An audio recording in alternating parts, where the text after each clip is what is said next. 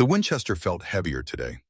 Eleanor Reed ran the cloth along the barrel one more time, her fingers tracing the worn wood of the stock with familiar precision. 5 years hadn't dulled the sheen of the metal, nor had it dulled the pain that lived in her chest. She'd kept Gabriel's rifle as pristine as the day he'd last held it, as if preserving the weapon might somehow preserve a piece of him too. Outside, the Nebraska wind howled across the plains, a mournful sound that matched the emptiness within her. Dust particles danced in the shafts of late afternoon light that cut through the cabin's small windows. They were the only things that moved freely in this tomb of a home. Eleanor placed the rifle across her lap and reached for the paper and pencil she'd set on the table. The date at the top of the page seemed to mock her: April 17th, 1878. 5 years to the day since the fever had taken Gabriel and their unborn child. Her hand barely trembled as she wrote, "My dearest Gabriel, I'm coming to you today. I've tried to live in this world without you, but it's a half-life, a shadow existence. The land yields nothing but dust and memory. I'm tired of waking to silence, of speaking to ghosts.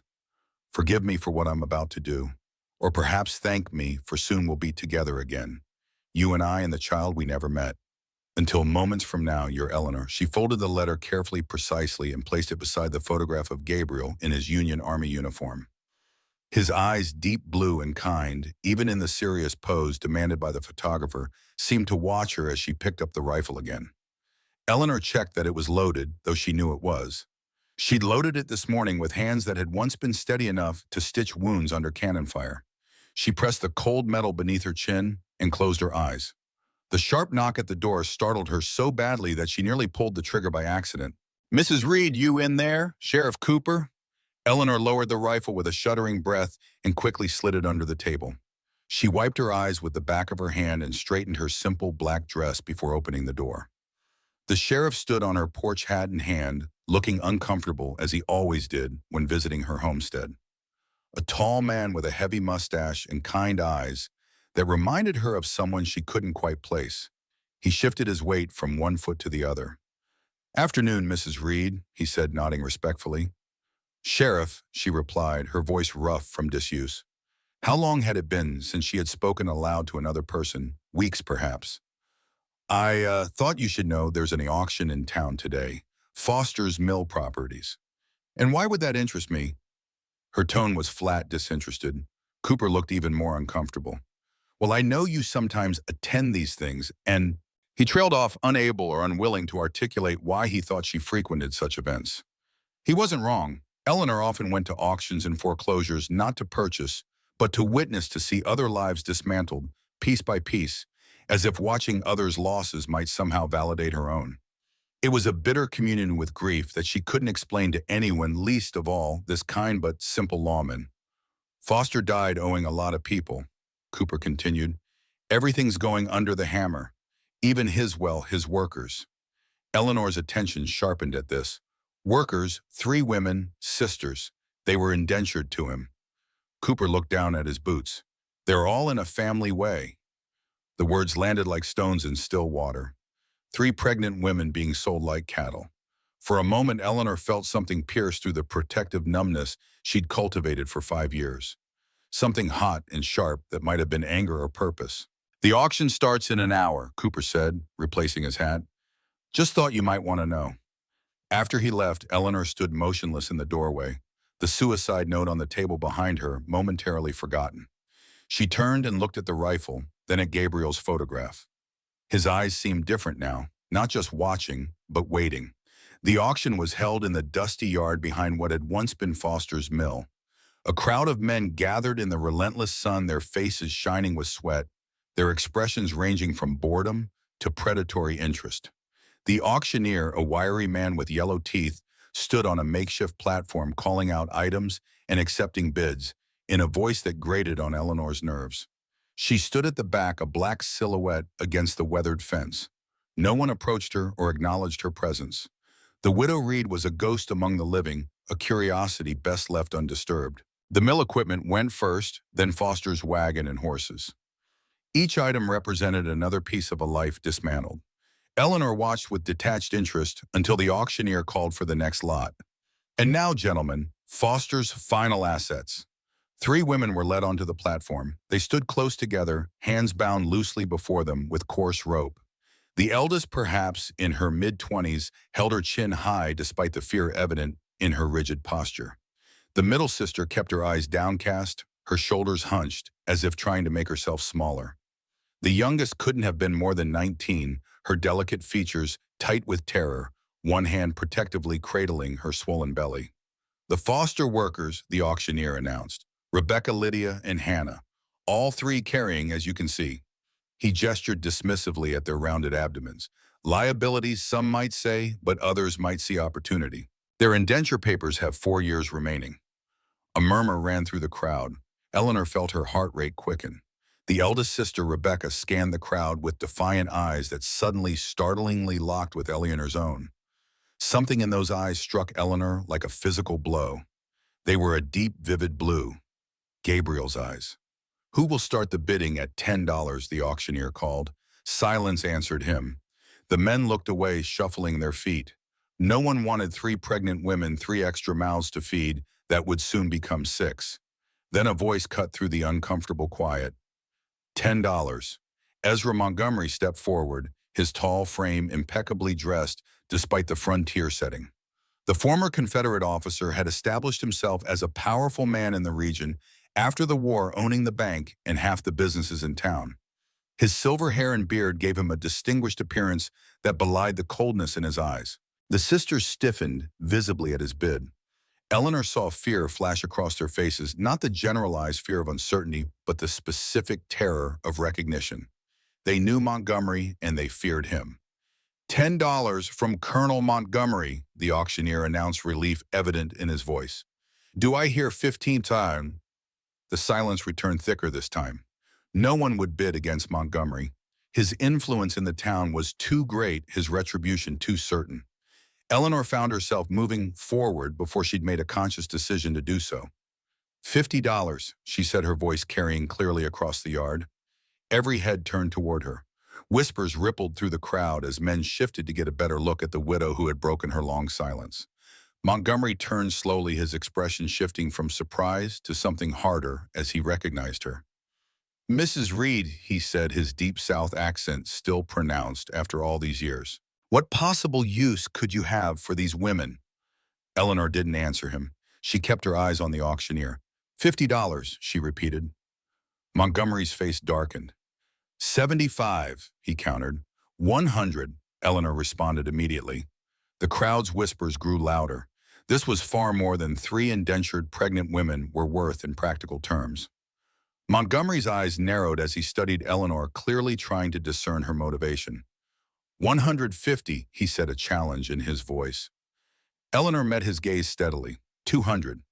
It was everything she had, the entirety of her savings from 5 years of barely subsisting on her small farm. For a moment, she thought Montgomery would continue bidding out of pure spite, but after a tense silence, he gave a dismissive wave of his hand. Let the widow have them, he said, his voice carrying a promise of future reckoning. They'll be her ruin. The auctioneer, clearly eager to conclude this unexpected confrontation, brought his gavel down quickly. Sold to Mrs. Reed for $200. Eleanor approached the platform, aware of every eye following her movements. She paid the auctioneer from a small leather pouch, the coins heavy in her palm. Then she turned to the 3 sisters, who watched her with expressions caught between hope and dread. She pulled a small knife from her pocket, the one she used for mending harnesses, and cut through the ropes binding their wrists. She didn't speak. She simply turned and began walking out of the yard, expecting them to follow. As she passed Montgomery, he stepped closer, his voice low enough that only she could hear. You've made a grave mistake today, Mrs. Reed. Your husband isn't here to protect you anymore. Eleanor looked up at him, meeting his gaze without flinching. I never needed his protection, she said quietly. I only wanted his company. She continued walking, feeling the sisters fall into step behind her. She could sense Montgomery's eyes boring into her back, could feel the weight of his hatred. But for the first time in 5 years, the crushing weight of her grief felt lighter, replaced by something sharper and more immediate. The journey to the homestead was silent and arduous. The 4 women walked the dusty road without speaking, the afternoon sun beating down on them mercilessly. Eleanor led the way, her pace steady and unhurried. The sisters followed a few steps behind, occasionally whispering among themselves. As they crested the final hill, the vast Nebraska sky opened above them, painted in watercolor strokes of blue, blue, and gold. Eleanor paused, gazing upward. For the first time in 5 years, she saw beauty in the world, instead of emptiness, not happiness, not yet, but a momentary suspension of pain that felt like taking a full breath after years of shallow ones. She glanced back at the three women following her, three lives she had inexplicably chosen to save, when hours ago she had been ready to end her own. The absurdity of it almost made her laugh. Instead, she turned back to the horizon where her small farm came into view. It wasn't much a sturdy log cabin, a weathered barn, a corral, and a small vegetable garden that yielded barely enough to sustain one person. Everything was meticulously maintained, but lifeless, a monument to routine without purpose. "This is it," Eleanor said, her voice startling in the silence. "This is where you'll live and work until your indenture is complete." The three sisters looked at the homestead with expressions that mingled relief and apprehension. "Thank you, ma'am," Rebecca said, her voice stronger than her exhausted appearance suggested. "We're grateful for—" "I didn't buy you out of charity," Eleanor interrupted. "I need help with the farm. You'll earn your keep." She led them inside the cabin. It was a single room with a stone hearth, a sturdy table with 4 chairs, a bed in one corner, and a curtained-off area that presumably served as storage. "You'll sleep there," Eleanor said, pointing to the curtained space. "There are blankets. You can arrange it as you need to."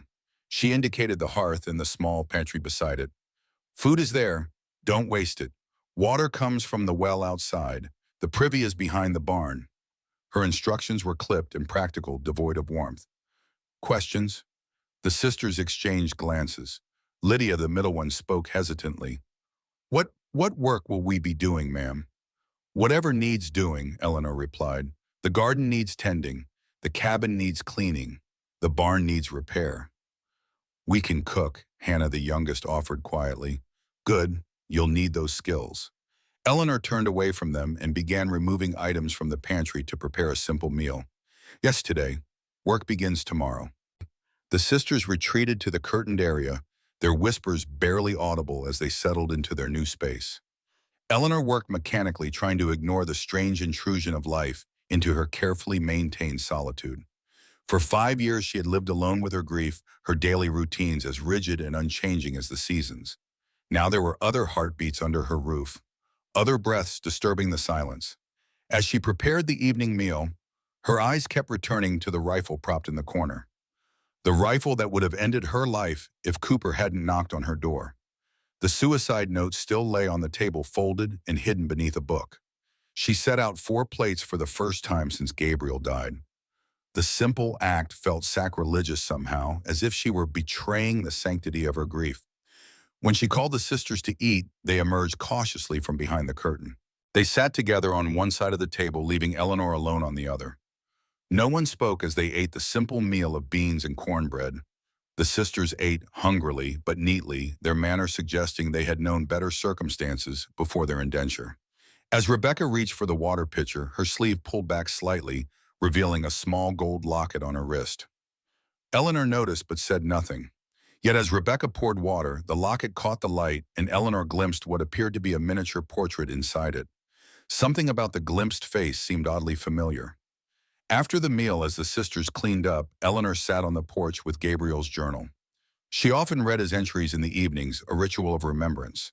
Tonight she found herself unable to focus on the familiar words. Her mind kept returning to Rebecca's eyes, that impossible blue, and to the moment at the auction when she had outbid Montgomery. The colonel's hostility had been palpable. Gabriel had spoken of him occasionally during the war, always with a mixture of respect for his tactical skill and disgust for his cruelty. Their paths had crossed several times during the conflict, and Gabriel had once testified against Montgomery in a military inquiry about the treatment of prisoners. Eleanor had never told anyone in town about this connection. Nebraska was full of former soldiers from both sides trying to build new lives far from the battlefields of the East. The war was a closed book that no one wished to reopen. But Montgomery clearly remembered, and now she had publicly defied him. The sound of soft singing drew Eleanor from her thoughts. One of the sisters, Hannah, she thought was humming a gentle melody as they finished their chores. The simple tune floated through the cabin, achingly sweet in its normality. Eleanor closed the journal and went inside. The singing stopped abruptly as she entered. The sisters looked at her apprehensively as if expecting a rebuke. "I'll be up at dawn," Eleanor said, ignoring the sudden silence. "I expect you to be ready to work then." They nodded their understanding and she retreated to her bed in the corner of the cabin. She lay awake long after the sisters had settled behind their curtain, listening to the rhythm of their breathing in the darkness. Their presence felt like an invasion, disturbing the carefully preserved memorial she had made of her life. Yet as sleep finally began to claim her, Eleanor realized that for the first time in 5 years, she was looking forward to the morning. Dawn broke in streaks of gold and pink across the endless Nebraska sky. Eleanor was already up building a fire in the hearth when the sisters emerged from behind the curtain. They looked rested but wary, uncertain of what the day would bring. Eleanor nodded toward the pantry. "Make breakfast," she instructed. "Then we'll see what you can do." She went outside to feed the few chickens she kept and to check on her horse, leaving the sisters to manage the morning meal. When she returned, she found the table set and a pot of porridge bubbling on the hearth. Rebecca was kneading dough for bread, her movements practiced and efficient. They ate in the same silence as the night before, but this time Eleanor observed the sisters more carefully. Rebecca, the eldest, had an air of quiet authority. She was tall and straight-backed, despite her pregnancy, with strong hands and watchful eyes. Lydia, the middle sister, was more delicate in build, her movements hesitant, her gaze often downcast. There was a bruise fading on her cheek.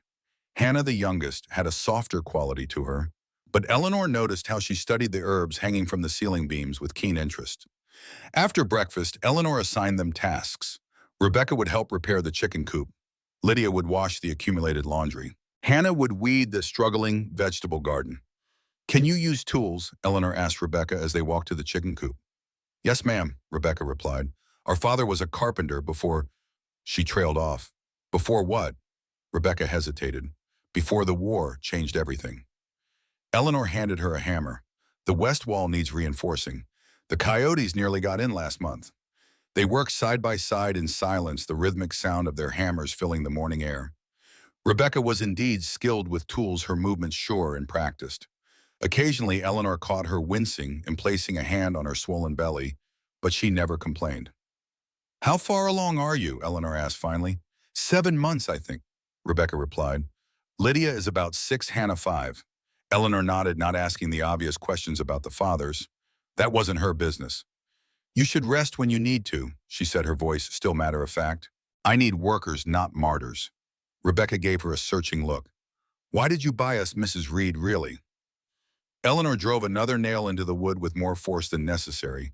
"I told you, I need help with the farm." "You outbid Colonel Montgomery," Rebecca pressed. "That seems like more than just needing farmhands."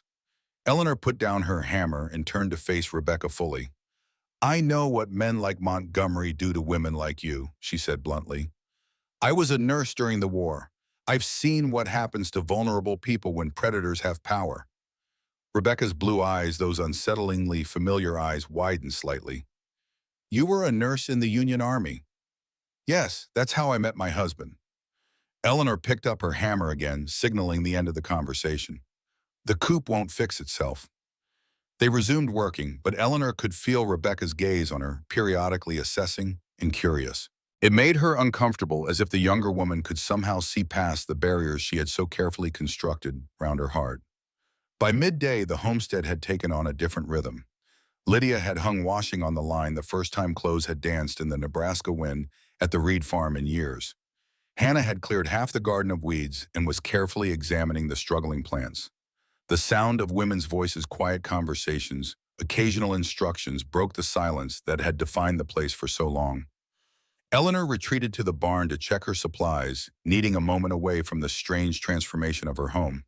The familiar scent of hay and leather surrounded her as she counted sacks of grain and checked the condition of her tools. This was her routine, her control, the ordered existence she had created from the chaos of loss. "Mrs. Reed," Eleanor turned to find Lydia standing hesitantly in the barn doorway, a basket of folded laundry in her arms. "Where should I put these?" Lydia asked, her voice soft and uncertain. "On the shelf by the hearth," Eleanor replied. Lydia didn't move. She seemed to be gathering courage to speak further. I wanted to thank you, she said finally, for taking us in, for not separating us. Eleanor nodded, uncomfortable with gratitude. You're welcome. Colonel Montgomery, Lydia began, then stopped, her face paling slightly. What about him? Eleanor prompted. Lydia shook her head. Nothing, I should finish the laundry. She turned to go, but Eleanor called after her. Lydia, what do you know about Montgomery? Lydia turned back slowly. He owns businesses in town, bad places. Before Mr. Foster bought our indenture, I worked in one of them. Her voice dropped to nearly a whisper. The places where women don't last long. Eleanor felt a cold anger settle in her chest. I see. She gestured to Lydia's bruised cheek. Did Foster do that to you? Lydia's hand went automatically to her face. No, Mr. Foster he wasn't kind, but he wasn't cruel either. This was from before. Eleanor nodded her understanding. Go put away the laundry, then rest. You're carrying a child. You shouldn't overexert yourself. After Lydia left, Eleanor remained in the barn processing this new information. If Lydia had worked in one of Montgomery's establishments, it explained the fear in the sisters' eyes when he had bid on them. It also confirmed Eleanor's instinct to intervene had been correct. She hadn't saved them out of compassion, at least that's what she told herself. She had acted on instinct, driven by some combination of her nurse's training and the strange pull she had felt when she saw Rebecca's eyes. It wasn't kindness. It was something else, something she wasn't ready to name. Eleanor emerged from the barn to find Hannah kneeling in the garden examining a plant with intense concentration. The youngest sister had removed her bonnet and her dark hair fell forward, hiding her face. What are you doing? Eleanor asked. Hannah looked up startled. Oh, I'm sorry, Mrs. Reed. I was just looking at your herbs. She pointed to a scraggly plant. This yarrow is medicinal. My grandmother taught me that it can stop bleeding and fight infection. Eleanor stepped closer, intrigued despite herself. You know herbs. Hannah nodded, a flicker of animation crossing her features. My grandmother was a healer. She taught me what plants can heal and what plants can harm. She gestured to the garden. You have some good medicinal herbs here, though they need care. Show me, Eleanor said, surprising herself as much as Hannah. For the next hour, Hannah led Eleanor through the garden, pointing out plants and explaining their properties. The young woman's knowledge was impressive, her quiet voice gaining confidence as she spoke of her grandmother's teachings. Feverfew for headaches, comfrey for bones that won't heal, echinacea for fighting illness before it takes hold, Hannah explained. Grandmother said knowing plants is knowing life's secrets. Eleanor found herself remembering her own medical training, the frantic battlefield hospitals, where herbal remedies often supplemented dwindling medical supplies. Your grandmother was right, she said. During the war, herbs sometimes saved more lives than doctors. Hannah smiled for the first time since arriving at the homestead. It transformed her face, revealing dimples in her cheeks. You really were a nurse, she said. Rebecca mentioned it. I was for 3 years. That's why you have the medical books, Hannah said, nodding toward the cabin. Eleanor frowned. What medical books? On the high shelf behind the flour barrel. I saw them when we were making breakfast. Hannah's smile faded, replaced by worry. I'm sorry, I wasn't snooping. It's all right, Eleanor interrupted. You have good eyes. She had indeed kept her medical texts, though she rarely looked at them anymore. They were relics of another life, like Gabriel's rifle and journal. By late afternoon, the homestead had been transformed in small but significant ways. The chicken coop was repaired. Laundry hung on the line. The garden was half-weeded and assessed. Inside the cabin had been swept and dusted. The hearth cleaned and bread was rising near the fire. Eleanor stood on the porch watching the setting sun paint the prairie in shades of gold and crimson. The day's work had been productive, more so than any day in recent memory. The sisters had proven capable and diligent despite their condition. And for the first time in 5 years, Eleanor had spent a day thinking of something besides her grief. She turned to go inside and found Rebecca standing in the doorway watching her. The locket Eleanor had noticed earlier glinted at her wrist. That's a beautiful piece, Eleanor said, nodding toward it. Rebecca's hand moved protectively to the locket. It was my mother's, the only thing I have left of her. May I see it? Rebecca hesitated, then slowly extended her wrist. Eleanor gently opened the small gold case. Inside was a miniature portrait of a man with a serious expression and familiar blue eyes, eyes that matched Rebecca's own. Eleanor's breath caught. The face was older than she remembered from Gabriel's few descriptions, but there was no mistaking the resemblance. "This is Joseph Reed," she said softly. Rebecca's eyes widened in shock. "How did you know?" "He was my father-in-law, Gabriel's father." A heavy silence fell between them, broken only by the distant call of a nighthawk. Rebecca's face had gone pale. "That's not possible," she whispered. Eleanor looked from the portrait to Rebecca's face, seeing now the resemblance she should have recognized immediately, the same high cheekbones, the same set of the jaw. "You're Gabriel's sister," Eleanor said, the realization dawning. "Half-sister, I'm guessing." Rebecca nodded slowly. "Different mothers. Our mother was Joseph's second wife after Gabriel's mother died. Gabriel was already grown and gone, by then joined the army before we were born. I don't think he even knew about us." Eleanor's mind raced trying to process this revelation. Gabriel had rarely spoken of his family, saying only that they had died or scattered during the war. He had been an only child, his mother dead of consumption when he was young. His father had remarried a woman he barely knew. "How did you end up here?" she managed to ask. "In Nebraska." Rebecca's fingers traced the outline of the locket. "When father died during the war, our mother tried to keep the family together, but it was hard. She fell ill. Before she died, she gave me this locket with father's picture inside. She made me promise to keep our family together." Rebecca called over her shoulder, "Lydia, Hannah, come out here." The other two sisters appeared in the doorway, their expressions wary. "Mrs. Reed is Gabriel Reed's widow," Rebecca told them, her voice steady despite the emotion in her eyes. "Gabriel was our half-brother." Hannah gasped. Lydia's hand went to her mouth. "We're family," Eleanor said, the word strange on her tongue. "Gabriel was your half-brother. I'm your sister-in-law." Rebecca nodded. "When I saw you at the auction, I recognized you from the description Gabriel had written in his letters to father." She swallowed hard. "He wrote about his nurse wife with the healing hands and fierce heart. I knew it was you, but I wasn't sure you'd want to acknowledge us." "You knew who I was at the auction?" Eleanor asked, stunned by this revelation. "Yes," Rebecca admitted. "I was hoping you'd see the resemblance, that you'd help us, but I didn't expect you to buy our indenture." "I didn't know," Eleanor said numbly. "I didn't recognize the connection. I only knew that your eyes—" She stopped, overwhelmed by the implications. "Gabriel never knew about you. He would have searched for you if he had." "We tried to find him after the war," Hannah said. "But we had no address, no way to locate him. Then we heard from a returning soldier that Lieutenant Gabriel Reed had settled in Nebraska with his wife.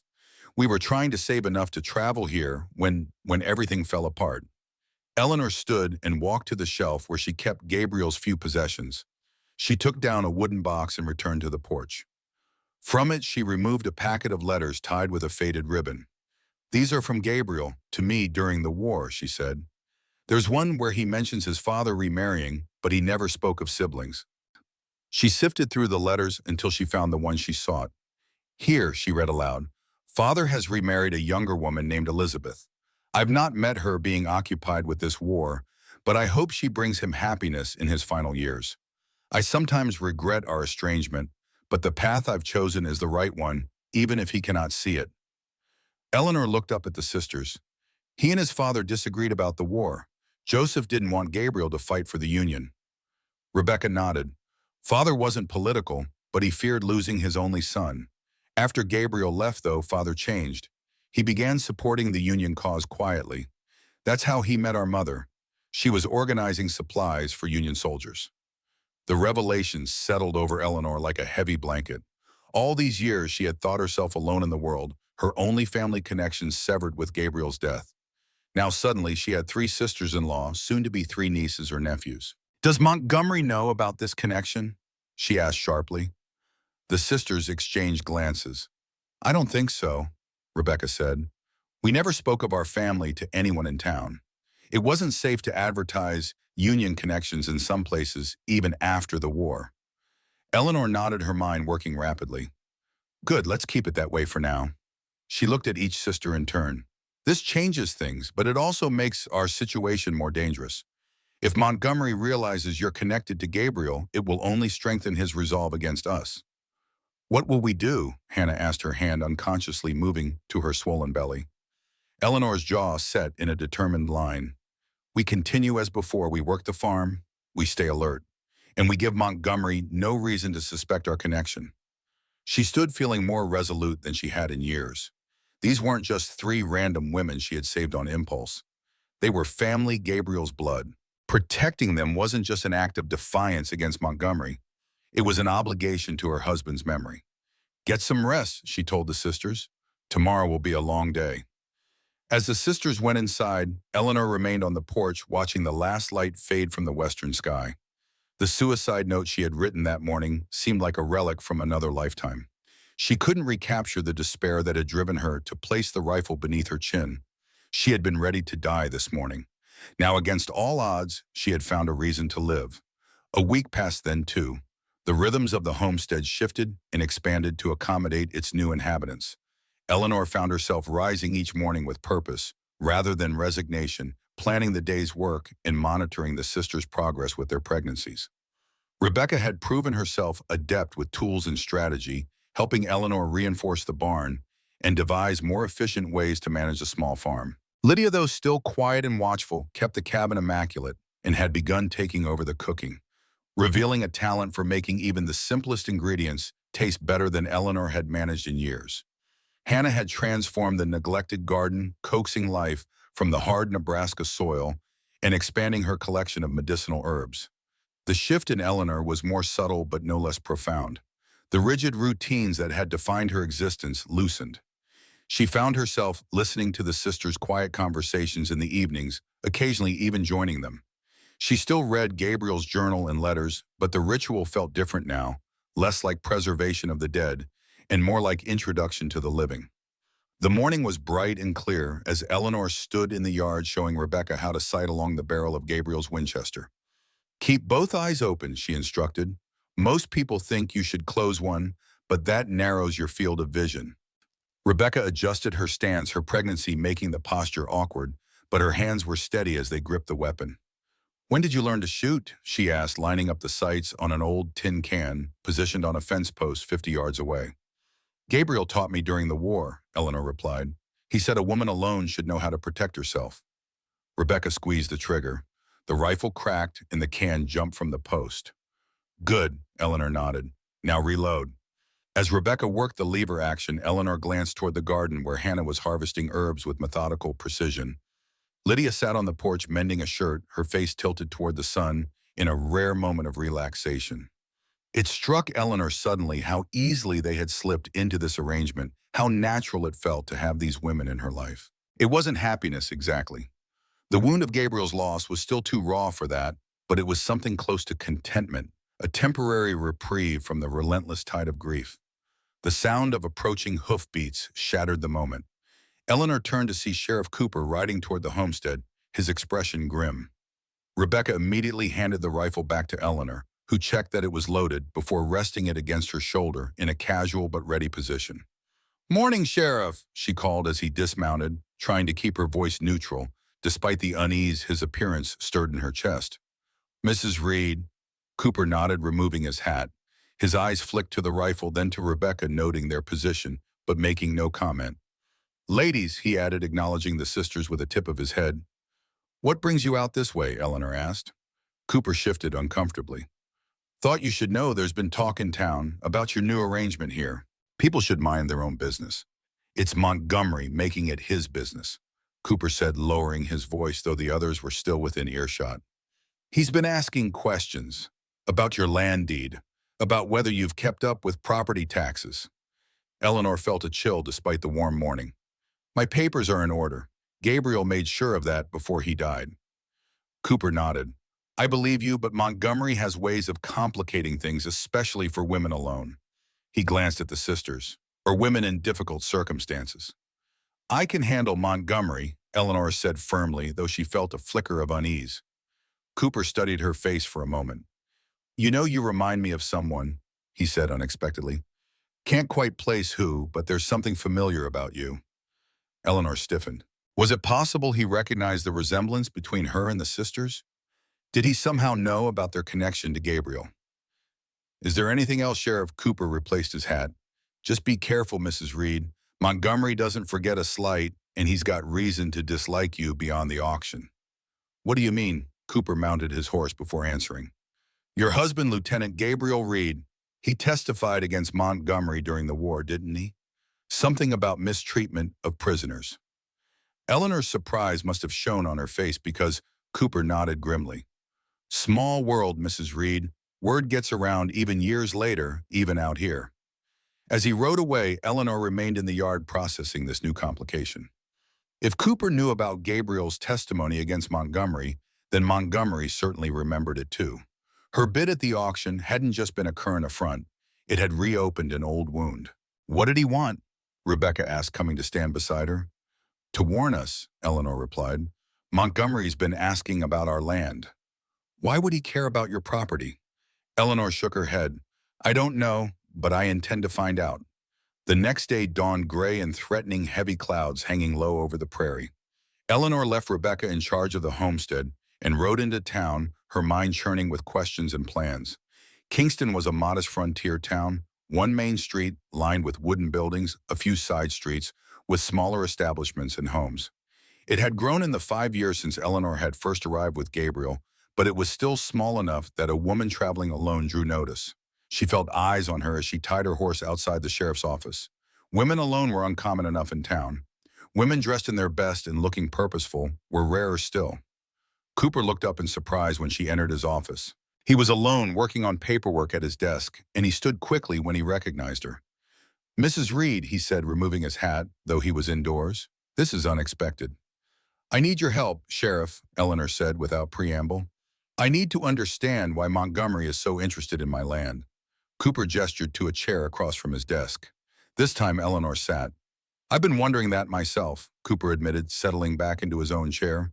Your property isn't particularly valuable from what I can tell. Good water source with that creek, but there are plenty of creeks in the territory.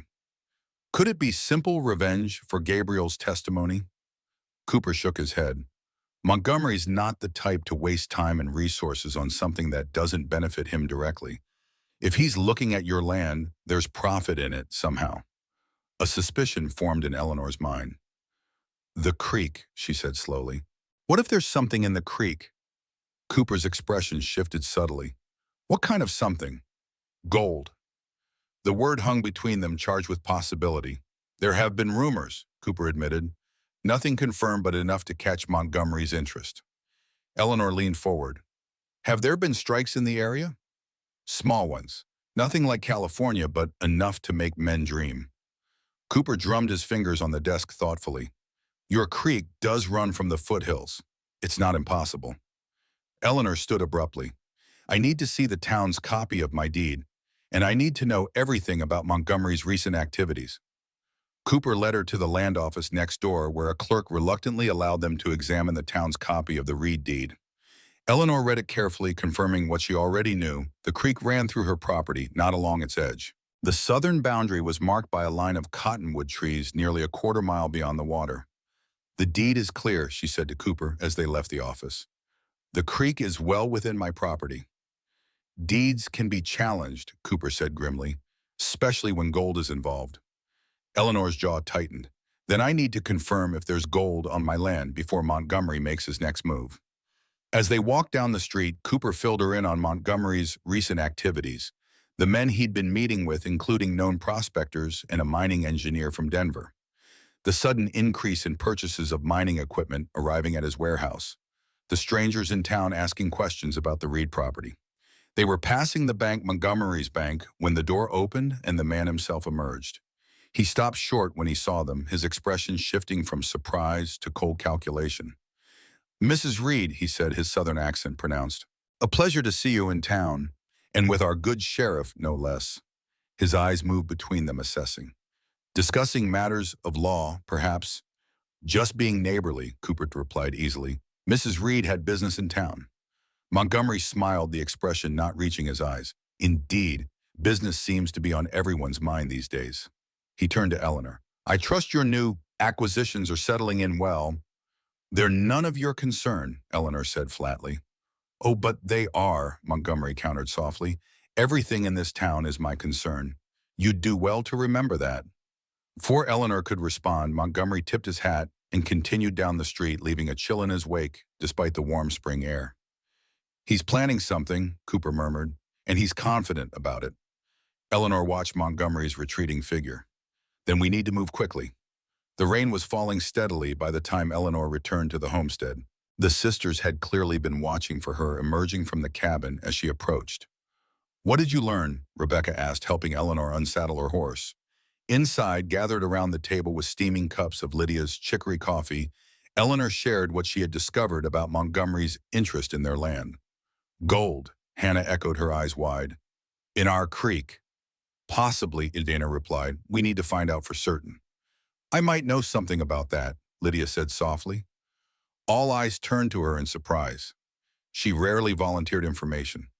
"When I worked for Montgomery," she continued, staring into her cup rather than meeting their eyes, "I overheard things. Men talk freely around women they don't respect."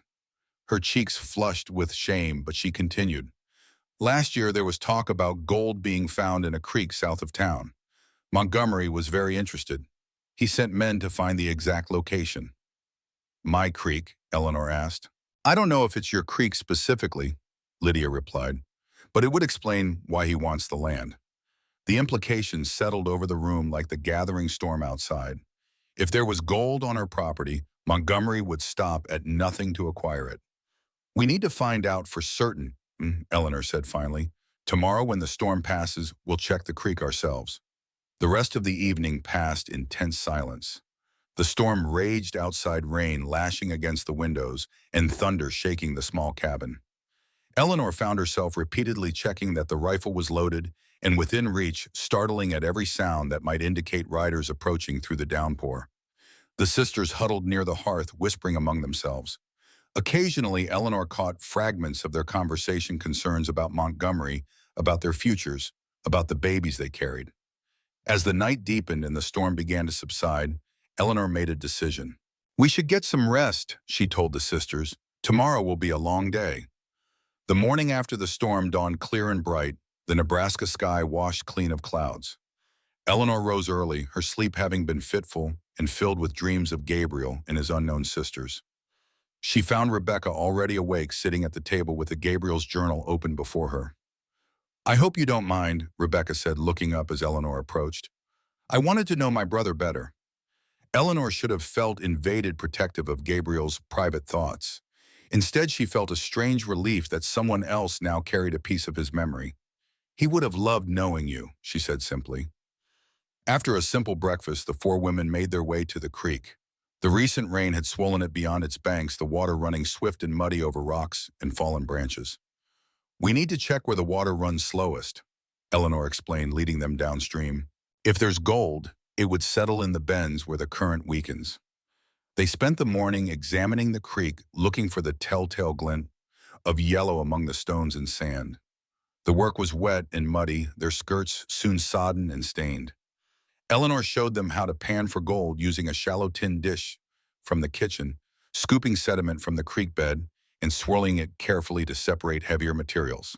By midday, they had found nothing but ordinary creek pebbles and silt. Eleanor was beginning to think Lydia had misheard or misunderstood the conversation she'd reported. "Let's try farther downstream," she suggested, wiping sweat from her brow. The spring sun was surprisingly warm, and all four women had removed their bonnets and rolled up their sleeves. They moved to where the creek made a sharp bend before leaving Eleanor's property. Here the water pulled deeper, creating a small, still eddy on the inner curve. Hannah, who had been quietly observant all morning, suddenly spoke up. "Mrs. Reed, look at the plants here." Eleanor turned to where the youngest sister was pointing. Along the bank grew a type of rush she hadn't noticed before, with distinctively pointed tips. "What about them?" she asked. "My grandmother called them gold pointers," Hannah explained. "They often grow where there are mineral deposits. The roots like the same conditions that gold does." Eleanor examined the plants with newest interest. "Show me where they're thickest." Hannah led her to a spot where the rushes grew in abundance. Eleanor knelt and began to dig into the bank, with her hands scooping mud and roots aside to reach the soil beneath. Rebecca joined her, using a stick to dig deeper. After several minutes of excavation, her stick struck something hard. "Rocks," she said disappointedly. "Let me see." Eleanor insisted, reaching into the hole.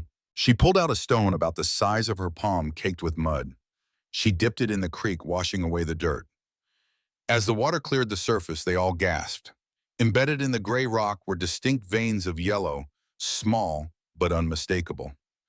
Gold, Lydia whispered, her eyes wide. Eleanor turned the rock in her hands, examining it from all angles. Not much in this piece, but if there's one, there could be more. She looked up at the sisters, her expression grave. This is why Montgomery wants our land. Rebecca's face hardened. What do we do now? Eleanor pocketed the rock and stood brushing mud from her skirt. Now we know what we're fighting for, and we make sure our claim is ironclad. As they continued examining the creek bank, Hannah wandered a few yards farther downstream. Eleanor watched her pause, then kneel to examine something on the ground. After a moment, Hannah looked up, her face pale. Mrs. Reed, she called, her voice wavering. I think you should see this. Eleanor joined her, followed by Rebecca and Lydia.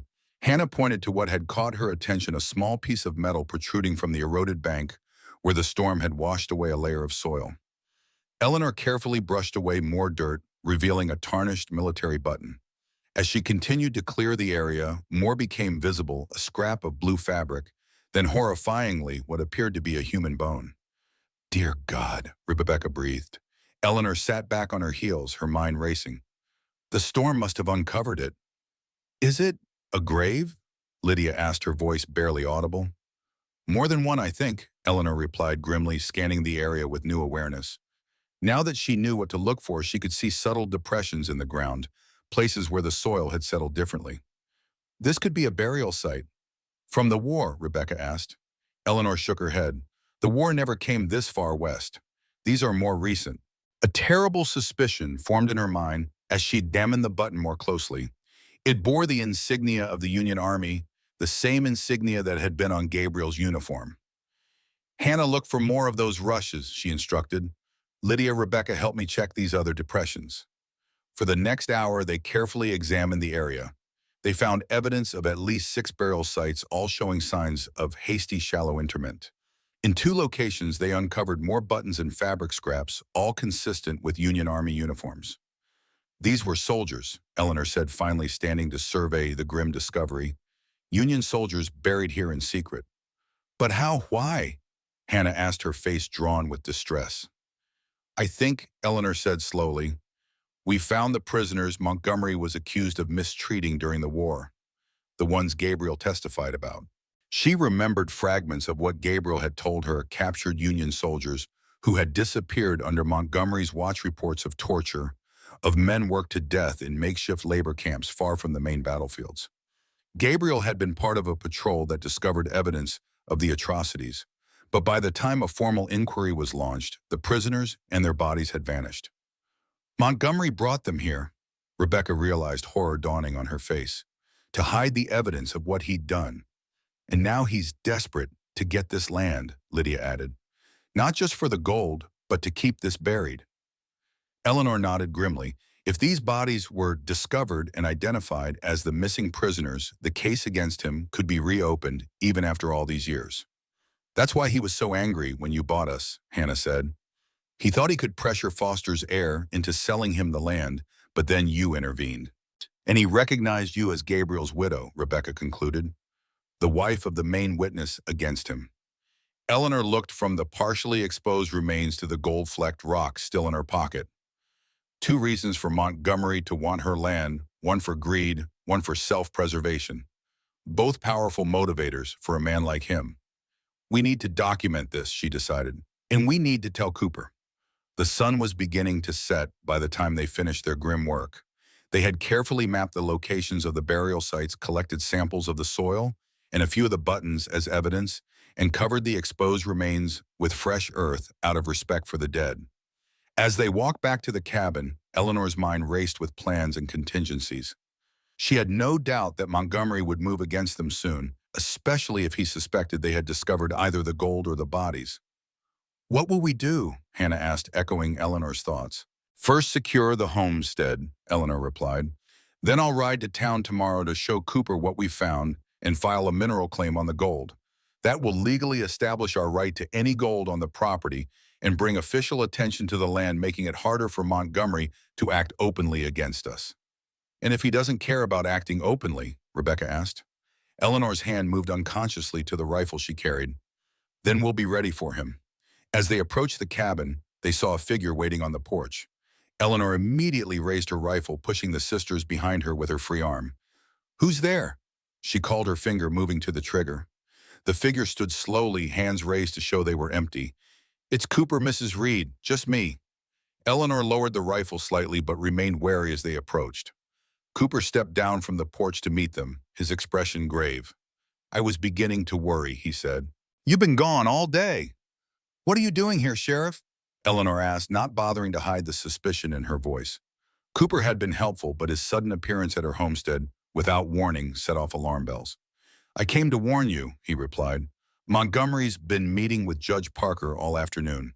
They were looking at property maps of the county, focusing on your section." He glanced at their mud-stained clothes and the rifle in Eleanor's hands.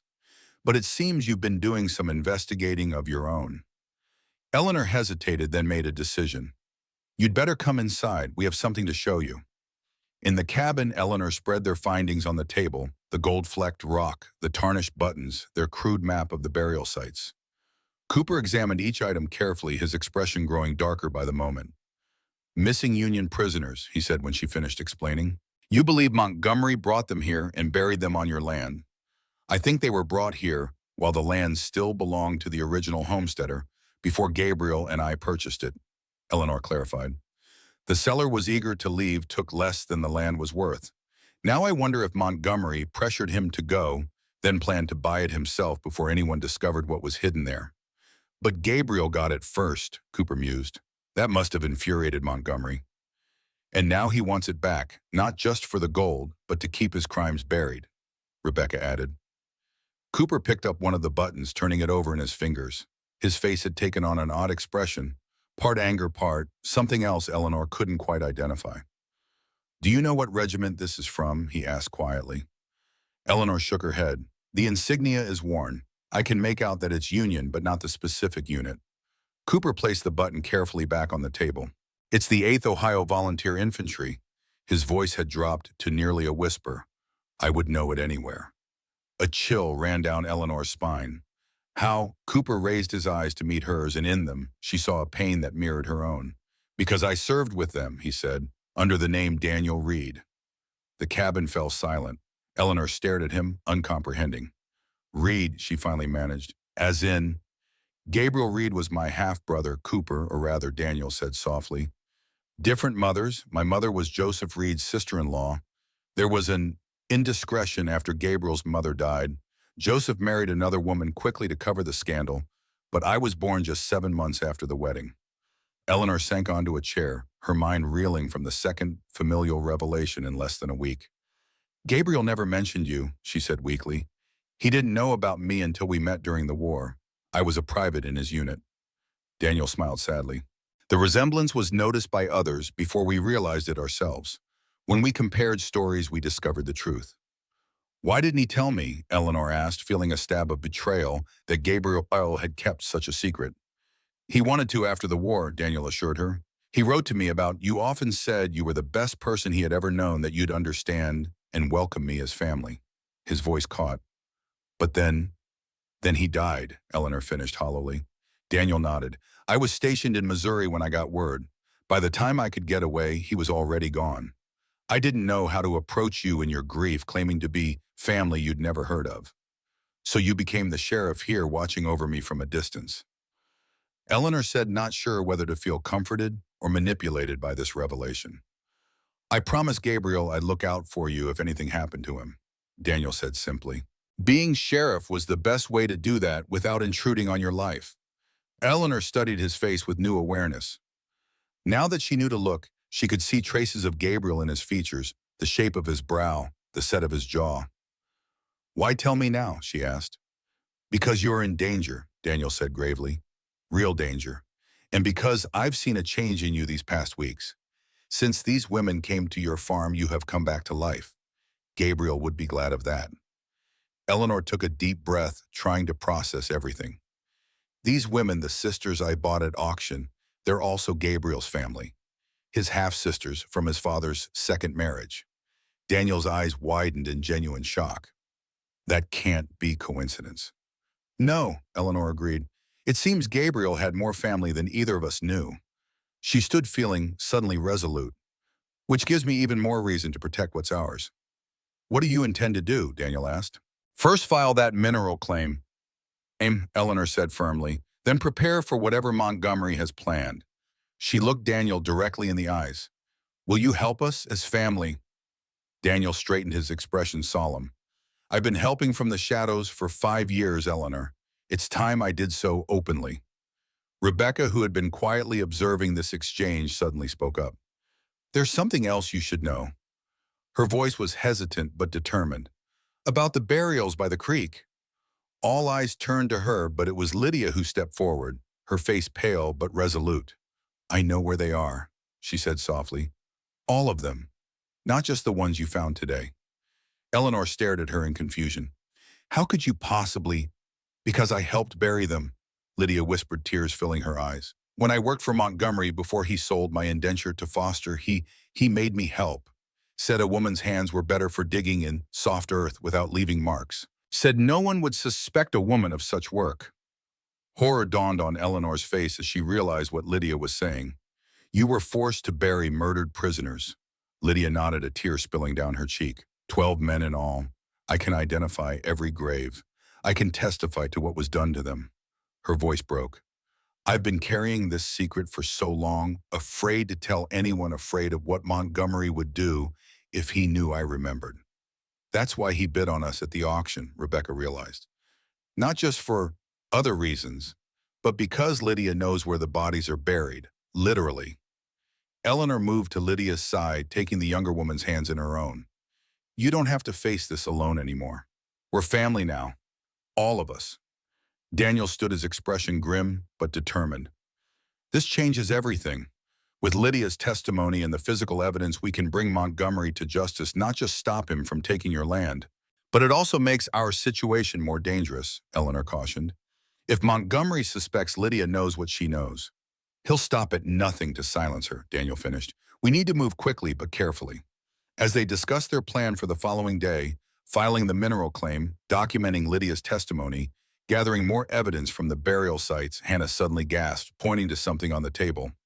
What is it? Eleanor asked. Hannah picked up Gabriel's journal, which she had been examining while the others talked. Look at this, she said, turning to a page near the back of the book. I don't think you've read this part. Eleanor took the journal, recognizing Gabriel's handwriting, but not the entry itself. It was dated just weeks before his death during the illness that would eventually claim him.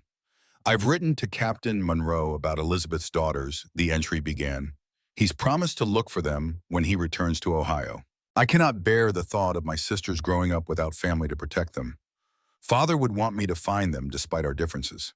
If anything happens to me, Eleanor will welcome them, I know. She has a heart big enough for all the broken pieces of my family. Strange that Montgomery, of all people, has agreed to help. We've been enemies since the inquiry, but he seems genuinely moved by my concern for my sisters. Perhaps there is still some humanity in him after all. He's promised to make inquiries through his business connections in the Midwest. I pray this is not another of his deceptions. Eleanor looked up from the page, stunned. Gabriel knew, she whispered.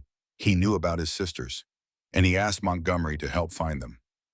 Montgomery, Daniel echoed in disbelief. Why would Gabriel trust him after what happened during the war? He was desperate, Eleanor realized, dying and desperate to ensure his family was taken care of. A terrible suspicion formed in her mind. What if Montgomery did find them? What if he recognized them from Gabriel's description, realized who they were, and arranged for them to be indentured to Foster? Rebecca finished, horror dawning on her face, keeping them close but under his control. Until Foster died unexpectedly, Hannah added, forcing Montgomery to bid on us at the auction to maintain that control. Only to have Eleanor outbid him, Daniel said, the pieces falling into place. The final insult from Gabriel's family, his widow rescuing his sisters from Montgomery's grasp. Lydia's face had gone deathly pale. He knows who we are, she whispered. He's always known. That's why he... She stopped, unable to continue, her hand moving protectively to her swollen belly. Eleanor felt sick as she realized the implication of Lydia's unfinished sentence. Montgomery's cruelty had extended beyond forcing her to bury the dead. The child she carried was evidence of an even more personal violation. "We'll stop him," Eleanor promised, a cold fury settling in her chest. "For Gabriel, for those soldiers, and for you, Lydia." "How?" Hannah asked, her voice small with fear. "Together," Eleanor replied simply, "as a family." Outside, the Nebraska dusk deepened into night stars appearing one by one in the vast sky. In the distance, a coyote called its lonely cry, echoing across the plains. Inside the cabin, the newly discovered family bent their heads together, planning their defense against the man who had cast a shadow over all their lives. The reckoning was coming. Eleanor could feel it as surely as she could feel the weight of Gabriel's rifle in her hands, the weapon that had nearly ended her life 2 weeks ago, now repurposed for protection, for survival, for justice. For the first time in 5 years, Eleanor Reed was fully awake. Eleanor woke before dawn, her body tense with anticipation. Sleep had come in fitful bursts, interrupted by dreams of Gabriel and shadowed graves. The weight of yesterday's discoveries pressed on her mind: the gold, the bodies, Daniel's identity, Lydia's confession. So many secrets unearthed in a single day. She rose quietly, careful not to wake the sisters who slept behind their curtain. Daniel had taken up position on the porch, insisting on standing guard through the night. Eleanor pulled on her clothes and moved to the hearth, stirring the banked coals to life. The soft glow illuminated the cabin, casting long shadows across the rough wooden floor. Her eyes fell on Gabriel's rifle propped in the corner, then moved to the medical texts stacked neatly on the shelf where Hannah had discovered them. Beside them sat the journal with its revelations about Gabriel's knowledge of his sisters. So many fragments of the past suddenly connected in ways she could never have imagined. The cabin door opened softly and Daniel stepped inside, removing his hat. His face showed the weariness of a night without sleep, but his eyes were alert. "All quiet," he reported in a low voice. "No sign of Montgomery or his men." "Yet," Eleanor added grimly. Daniel nodded. "Yet." They had spent the previous evening crafting their plan. Daniel would escort Eleanor and Lydia to town to file the mineral claim and document Lydia's testimony about the graves. Rebecca and Hannah would remain at the homestead, Rebecca armed with Gabriel's rifle and instructions to fire a warning shot if trouble approached. Eleanor poured coffee into a tin cup and handed it to Daniel. "When do you think he'll move against us?" "Soon," Daniel replied, accepting the cup gratefully. "Montgomery's not a patient man when his interests are threatened. And now he has 2 reasons to want your land: the gold and the evidence of his crimes." "3 reasons," Eleanor corrected softly. "To punish Gabriel's family." Daniel's eyes met hers, acknowledging the truth of her words. "We should leave as soon as it's light. The earlier we reach town, the less chance of an ambush." Eleanor nodded and moved to wake the sisters. Behind the curtain, she found Rebecca, already awake, sitting on the edge of her makeshift bed, plaiting her hair. Lydia and Hannah slept on either side of her, their faces peaceful in repose. "It's time," Eleanor said simply. Rebecca nodded. "I'll wake them." An hour later, with the first pale light of dawn breaking over the eastern horizon, they gathered in the yard. Eleanor had hitched her horse to the small wagon, ready for the journey to town. She checked that the gold-bearing rock was secure in her pocket, along with a careful map of the burial sites drawn from Lydia's descriptions. Rebecca stood straight back. Despite her advanced pregnancy, Gabriel's rifle held comfortably in her hands. Hannah stood beside her, a small packet of medicinal herbs clutched to her chest, remedies she had prepared in case of injury. Lydia was the last to emerge from the cabin, her face pale but determined.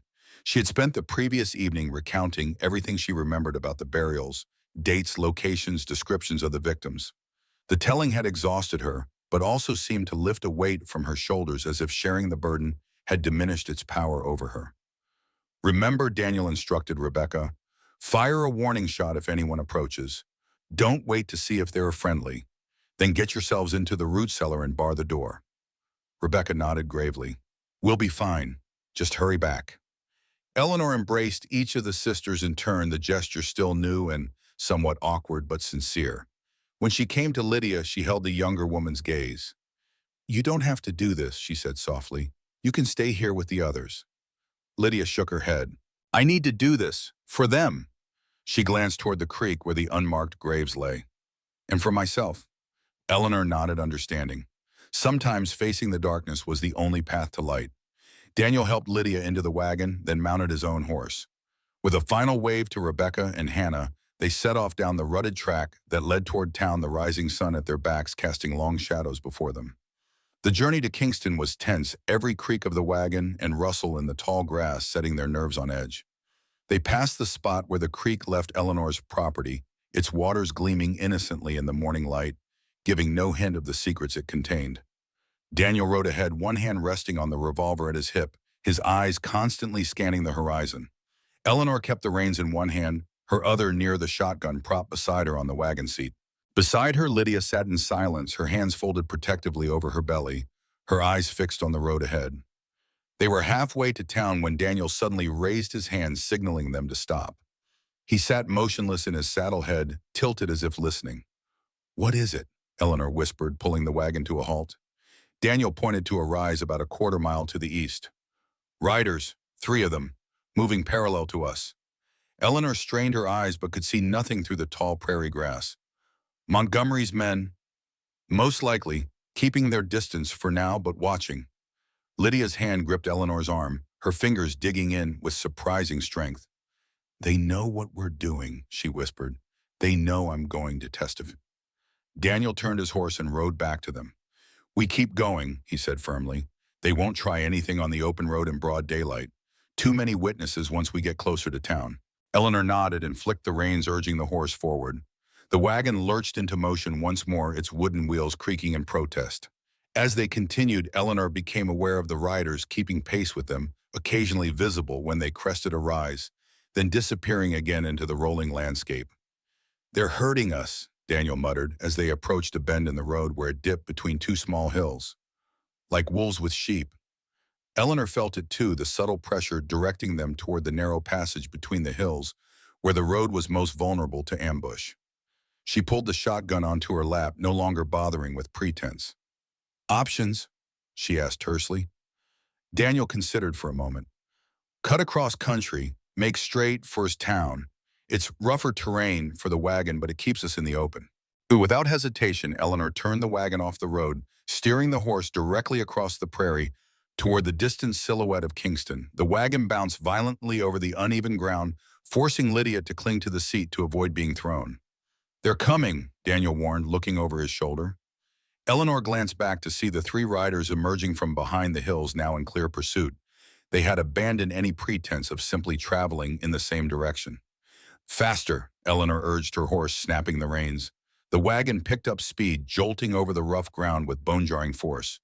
Daniel pulled his revolver and turned his mount to ride alongside them, positioning himself between the wagon and the pursuers. A shot cracked across the prairie, the bullet whistling past them to bury itself in the earth ahead. "Warning shot," Daniel called. "They want us to stop." "Not a chance," Eleanor replied grimly, pushing the horse harder. The town was growing larger on the horizon, close enough now that Eleanor could make out individual buildings. If they could reach the outskirts, the pursuers would have to break off their chase. Even Montgomery wouldn't risk an open attack within sight of witnesses. Another shot rang out closer this time. Daniel returned fire, forcing the riders to scatter temporarily. But they quickly regrouped and continued their pursuit, gaining ground with every passing moment. "They're trying to stop us before we reach town," Lydia said, her voice surprisingly steady despite her white-knuckled grip on the wagon seat. "They won't succeed," Eleanor assured her, though her own heart pounded with fear and exertion. A 3rd shot hit the wagon itself, splintering wood near Eleanor's head. Daniel fired twice more, and one of the pursuers fell from his saddle. The remaining 2 pulled up short, clearly reassessing their strategy now that blood had been drawn. That brief hesitation was all the advantage Eleanor needed. She drove the wagon forward with renewed determination, and minutes later they were passing the first outlying buildings of Kingston. The pursuing riders veered away, unwilling to continue the chase into town. "We made it," Lydia breathed, her shoulders sagging with relief.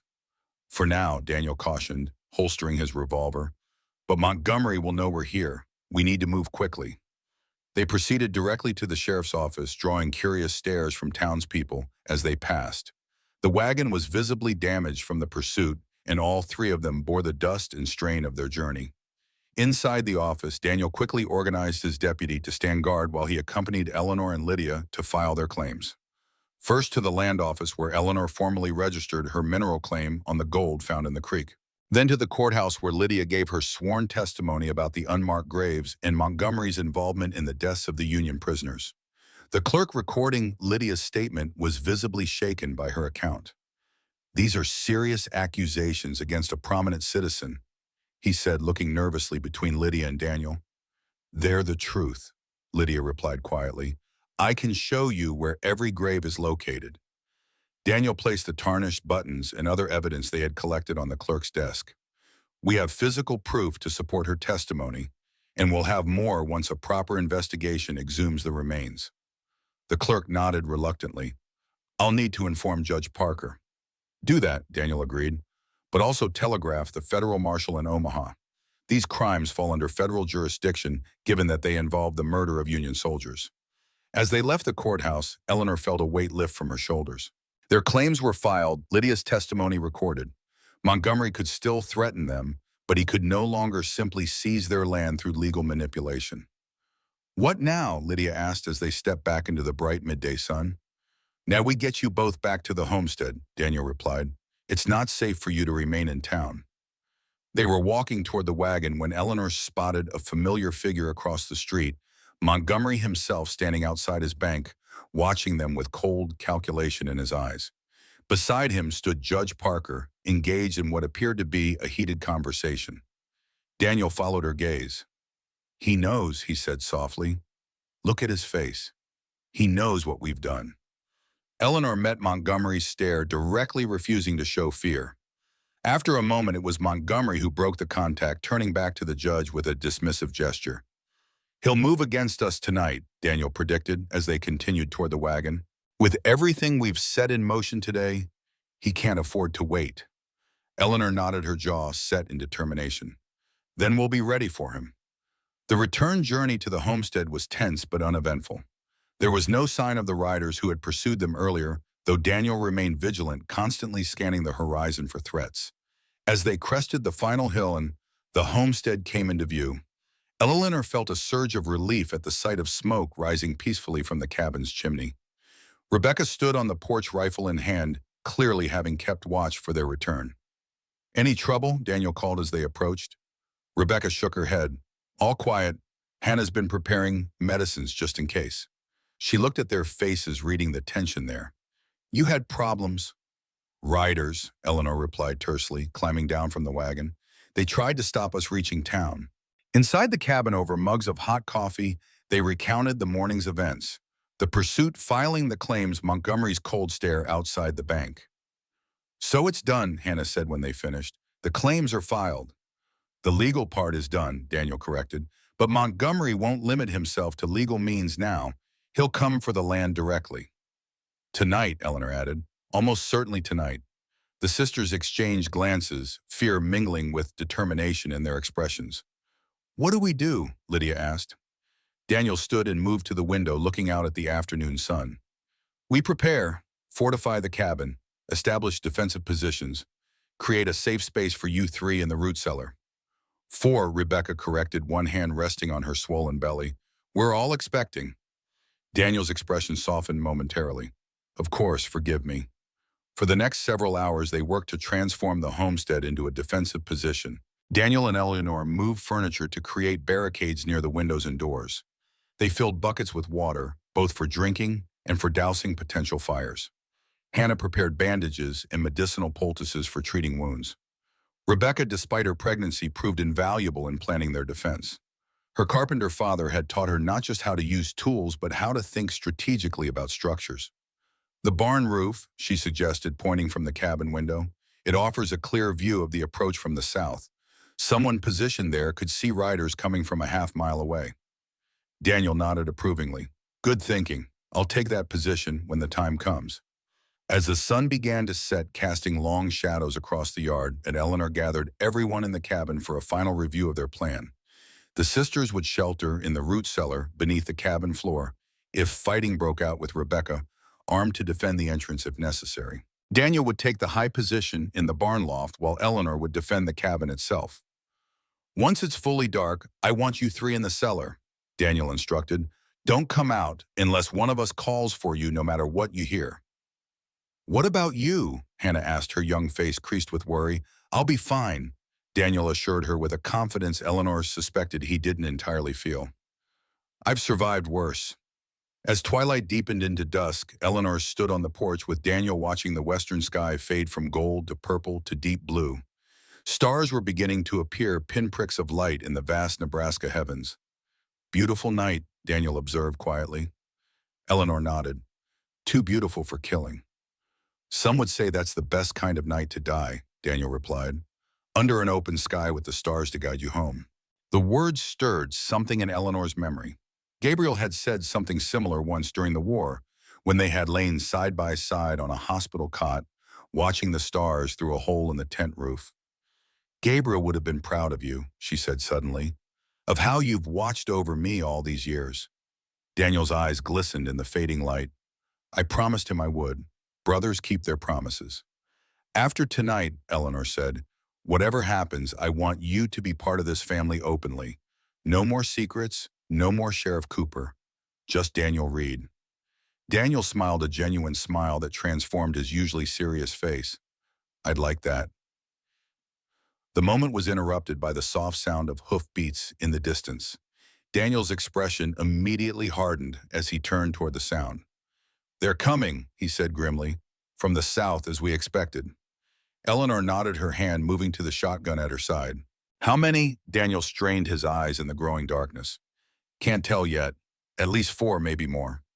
Montgomery with them. I'd bet on his bet on it. He'd want to see this finished personally." Eleanor took a deep breath, steadying herself. "Get the sisters to the cellar. I'll take position in the cabin. You head for the barn loft." Daniel hesitated, then suddenly pulled her into a brief, fierce embrace. "Be careful, sister," he murmured before releasing her and hurrying inside to help the sisters to safety. Eleanor remained on the porch for a moment longer, listening to the approaching riders. 5 years ago, she had been ready to die, the rifle pressed beneath her chin, her goodbye letter to Gabriel carefully composed. Now she found herself fiercely determined to live, to protect the family she had found, to see justice done. She entered the cabin to find Daniel already helping the sisters through the trap door to the root cellar. Rebecca stood at the entrance, Gabriel's rifle clutched in her hands, her expression resolute despite the fear evident in her eyes. "Remember," Eleanor told her, "stay hidden unless they breach the cabin. Your first responsibility is to protect Lydia and Hannah." Rebecca nodded. "We'll be ready." With a final glance at her sisters-in-law, Eleanor closed and secured the trap door, then positioned herself at the front window. Through the glass, she could see Daniel making his way cautiously to the barn, keeping to the shadows. The riders were closer now, their outlines visible against the darkening sky. Eleanor counted 6 of them, moving slowly but deliberately toward the homestead. They stopped just beyond effective rifle range, gathering in a tight group as if conferring. After a moment, one rider separated from the others and approached alone. Even in the dim light, Eleanor recognized Montgomery's straight-back posture and distinctive hat. He stopped about 50 yards from the cabin. "Mrs. Reed," he called, his southern accent carrying clearly in the still evening air. "I believe we have matters to discuss." Eleanor didn't respond, keeping her position beside the window rather than showing herself on the porch. "I know you're in there," Montgomery continued. "You and Sheriff Cooper, or should I say Daniel Reed. Yes, I know who he really is. I know all about the happy family reunion you have been having." Still, Eleanor remained silent, though her heart raced at the confirmation that Montgomery knew Daniel's true identity. "I'm offering you a chance to resolve this peacefully," Montgomery called after a pause. "Sign over the mineral rights to the creek, and we'll forget about today's unpleasantness in town." When there was no response, Montgomery's voice hardened. "I also want the girl, Lydia. She has some unfinished business with me." At this, Eleanor felt a surge of protective rage. She moved to the door and called through it without opening it. "There's nothing to discuss, Colonel. The mineral claim is filed. The authorities know about the graves. It's over." Montgomery laughed, the sound chilling in its genuine amusement. "My dear Mrs. Reed, nothing is over until I say it's over. Those claims can be lost. Testimonies can be discredited. Witnesses can disappear." "Not this time," Eleanor replied firmly. "Leave my property now, or I'll consider this trespassing and act accordingly." "You're outnumbered, Mrs. Reed, you and the sheriff against 6 experienced men. Poor odds even for a woman desperate enough to buy 3 pregnant indentures at auction. Eleanor didn't reply. She moved back to the window, checking that her shotgun was loaded and ready. Through the glass, she could just make out Daniel's position in the barn loft, the faint gleam of his revolver visible in the growing darkness. Outside, Montgomery had apparently tired of the one-sided conversation. He wheeled his horse around and rejoined his men. After a brief consultation, they spread out encircling the homestead. 2 men approached the barn, while 3 others moved toward the cabin from different directions. Montgomery himself remained at a distance watching. The first shot came from the barn loft, Daniel firing at one of the men approaching his position. The man fell, but his companion returned fire, forcing Daniel to duck back out of sight. The night erupted into chaos. Shots came from multiple directions, bullets thudding into the cabin's log walls or whistling through windows. Eleanor returned fire carefully, aiming at muzzle flashes in the darkness. She heard glass break at the back of the cabin, followed by the unmistakable whoosh of flames igniting. Moving quickly, she grabbed one of the prepared water buckets and doused the burning rag that had been thrown through the window, extinguishing the fire before it could spread. Outside, one of Montgomery's men had reached the porch. Eleanor heard his boots on the wooden planks, then the creak of the door handle as he tested it. Finding it barred, he moved to the window. Eleanor waited until his silhouette appeared against the glass, then fired both barrels of the shotgun.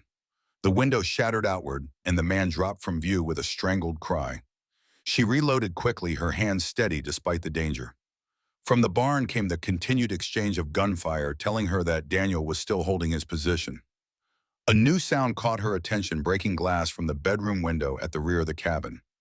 Eleanor moved swiftly through the darkened interior, relying on her intimate knowledge of the space. She reached the bedroom just as a large figure was climbing through the broken window. She fired without hesitation. The intruder staggered but didn't fall, returning fire as he lunged forward. Eleanor felt a searing pain across her upper arm as a bullet grazed her, but she maintained her grip on the shotgun, swinging it like a club when the man came within reach. The wooden stock connected with his head with a sickening crack, and he collapsed to the floor. Breathing heavily, Eleanor checked that the man wasn't getting up, then moved back to the main room.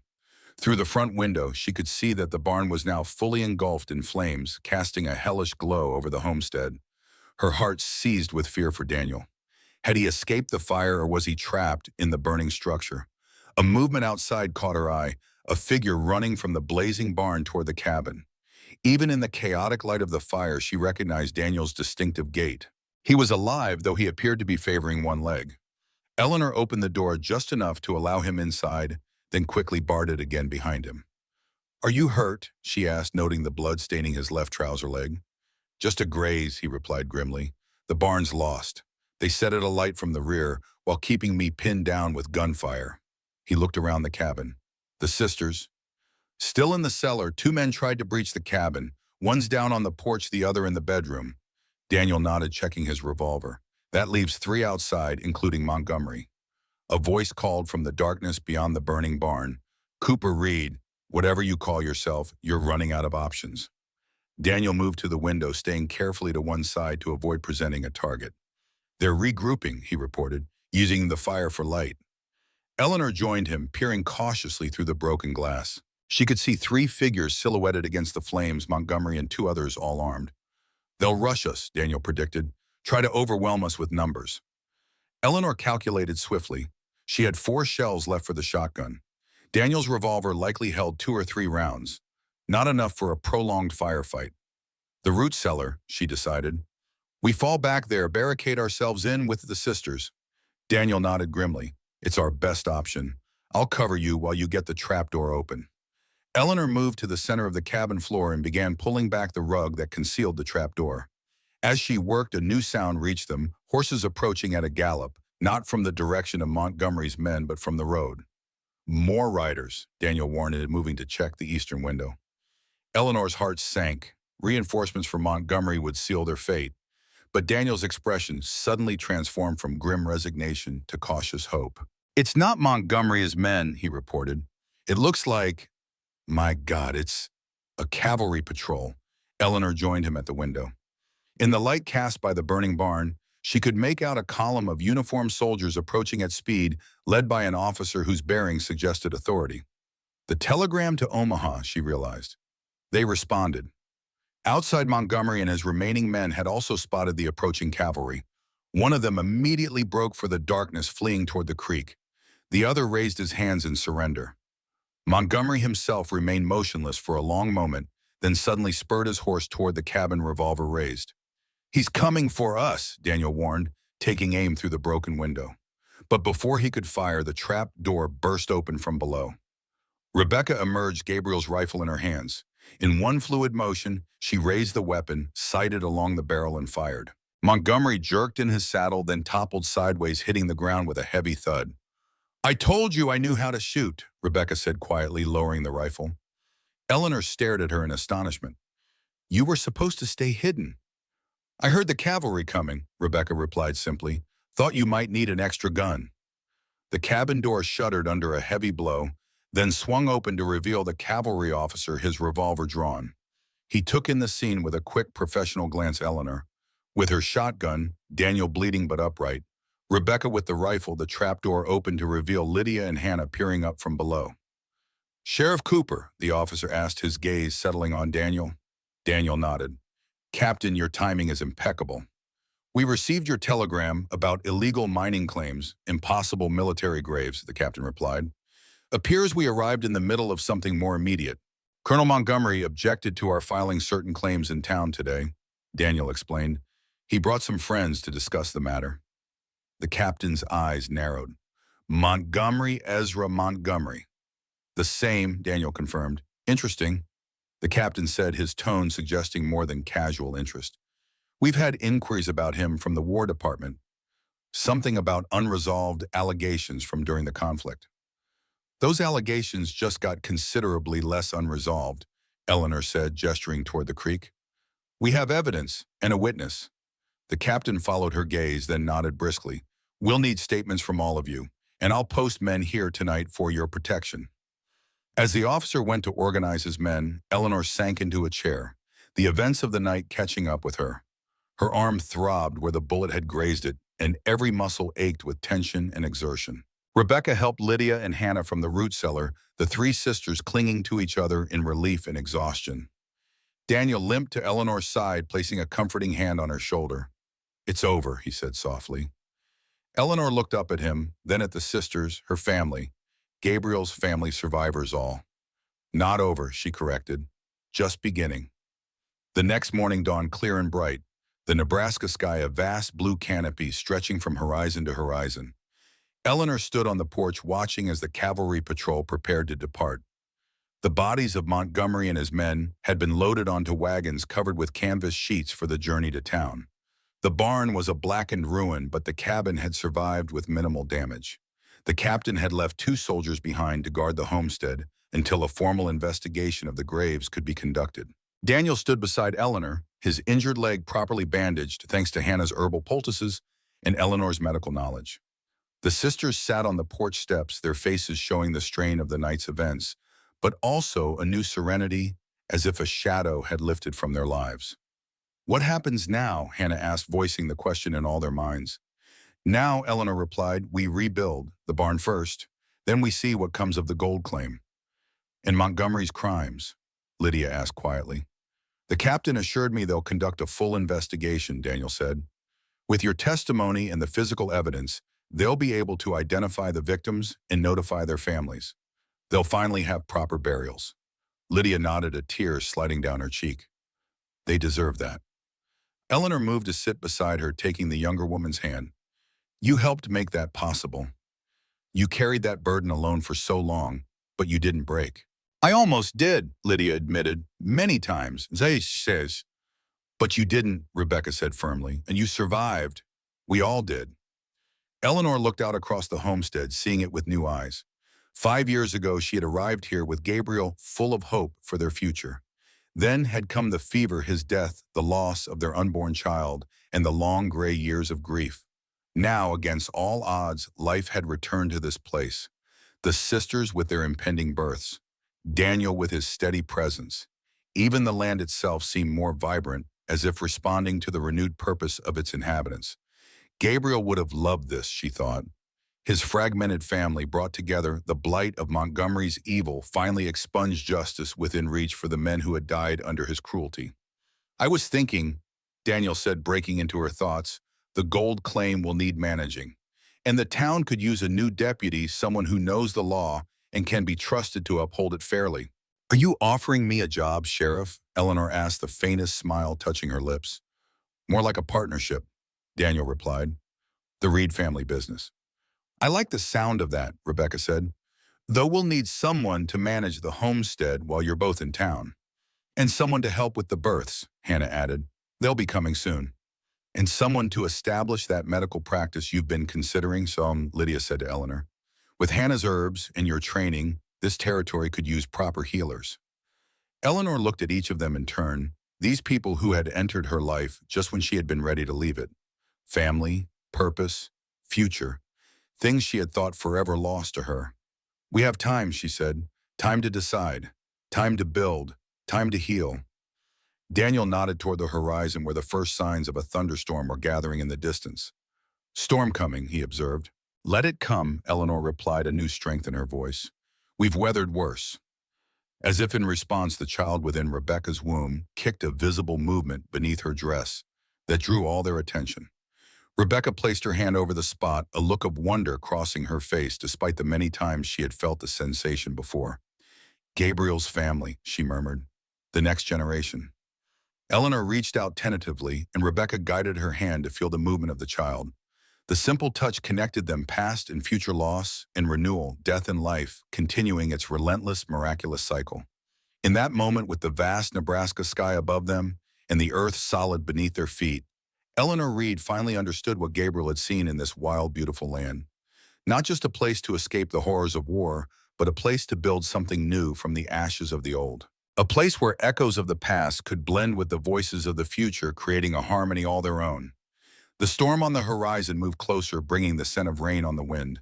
But they remained on the porch, this newfound family, watching its approach without fear. They had survived Montgomery's attack just as they had survived all the losses and hardships that had come before. They would survive this storm too, and all the storms to come. Together. 3 months later, Eleanor stood on the same porch, watching the sunset paint the western sky in shades of gold and crimson. The rebuilt barn stood sturdy and weather-tight, its fresh-cut timber still fragrant in the warm summer air. Beside it, the chicken coop had doubled in size, housing a flock that provided eggs enough to sell in town each week. From inside the cabin came the sound of a baby's cry, quickly soothed by a gentle voice. Lydia appeared in the doorway, a small bundle cradled in her arms. He's settled now, she said, her face soft with new motherhood. Just wanted to be held. Eleanor smiled. Bring him here. Let him feel the breeze. Lydia joined her on the porch, carefully positioning her son, barely 2 weeks old, so the fresh air could caress his tiny face. The infant's eyes, still the unfocused blue of newborns, blinked up at the vast Nebraska sky. He looks more like you every day, Eleanor observed. Lydia beamed with pride. Rebecca says he has the Reed eyes, though, the family trait. Inside, Rebecca's daughter, born first among the 3 babies just a month earlier, slept peacefully in the cradle Gabriel had built for their own child who never arrived. Hannah's time was near. Her son or daughter would complete the trio of new lives that had transformed the homestead. The sound of an approaching wagon drew their attention. Daniel appeared around the bend in the road, raising his hand in greeting as he neared the cabin. Uncle Daniel is here, Lydia told her son, though the infant showed no recognition of either the words or the approaching visitor. Daniel had become a daily presence at the homestead in the months since Montgomery's death. He had supervised the barn raising, bringing men from town to help with the heavy work. He had arranged for a mining expert to assess the gold deposit in the creek, which had proven modest but profitable enough to secure their future. Most importantly, he had become family, the uncle who told stories of Gabriel, who helped Rebecca improve her shooting, who carved tiny wooden animals for the babies. Ladies, Daniel called as he climbed down from the wagon. Beautiful afternoon. Any news from town? Eleanor asked as he joined them on the porch. Daniel nodded. The last of the bodies has been identified. All 12 men have been claimed by their families. They'll be reburied next week in the military cemetery at Fort Kearney with full honors. Lydia's eyes filled with tears, but they were tears of relief, not sorrow. They're going home, she whispered. Thanks to you, Daniel said gently. Your testimony gave them back their names, their dignity. He produced a letter from his pocket. This came for you, Eleanor, from the governor's office. Eleanor set aside her cup of tea to accept the envelope. Inside was a formal document confirming her mineral rights and granting an additional parcel of land adjacent to her property as compensation for damages suffered during Montgomery's attack. More land, she mused, passing the letter to Lydia. Gabriel always wanted to expand. Speaking of expansion, Daniel said with a smile, I've been thinking about that plot next to mine in town. It would make a fine location for a proper doctor's office. Eleanor raised an eyebrow. A doctor's office or a nurse's practice? A healing place, Daniel amended. Kingston's growing. People need medical care beyond what old Dr. Phillips can provide with his shaky hands and outdated methods. It wasn't the first time Daniel had suggested Eleanor return to medical work. Since the babies had begun arriving, she had found herself using her long-dormant skills first with Rebecca's difficult delivery, then with Lydia's smoother one. The satisfaction of bringing new life into the world had awakened something within her, a sense of purpose she had thought died with Gabriel. I'll consider it, she said as she had each time before. But this time she meant it. The homestead was thriving under their collective care. The gold from the creek provided financial security, and the baby's Gabriel's legacy in more ways than one ensured the Reed name would continue. Perhaps it was time to expand her horizons beyond these acres that had been both prison and sanctuary for so long. As if sensing her thoughts, Rebecca emerged from the cabin with her daughter in her arms. Hannah followed, one hand supporting her heavily pregnant belly as she eased herself onto a porch chair. I heard a wagon, Rebecca said, nodding a greeting to Daniel. Any news about the soldiers? Daniel repeated the information about the identified remains to general satisfaction. Good, Rebecca said firmly. Let them rest in peace. They sat together as the sun continued its descent, casting long shadows across the homestead. The babies dozed in their mother's arms. Daniel recounted town gossip. Eleanor found herself observing them all with a sense of wonder. This family that had formed from fragments, this home that had transformed from a shrine to the past into a cradle for the future. 5 years ago, she had been prepared to end her life, convinced that grief was all that remained for her. Now, as evening painted the Nebraska sky in watercolor hues of pink and gold, Eleanor Reed looked at the faces of her family and saw not endings but beginnings. Gabriel had wanted roots, had dreamed of children running across these plains. In his absence, his dream had taken an unexpected form. Half-sisters, he never knew a half-brother who honored his memory, a wife who had found her way back to the living, and babies, 3 small lives who would grow up hearing stories of the brave Union lieutenant who had indirectly brought them all together. It wasn't the future, sure, Eleanor had planned. It was better, richer, more complex, filled with the kind of love that grows not from obligation, but from choice, from facing darkness together and emerging into light. As stars began to appear in the darkening sky, Eleanor looked at her family and finally allowed herself to think the words that had been forming in her heart for months. This is enough. This is everything. And for the first time in years, she believed it.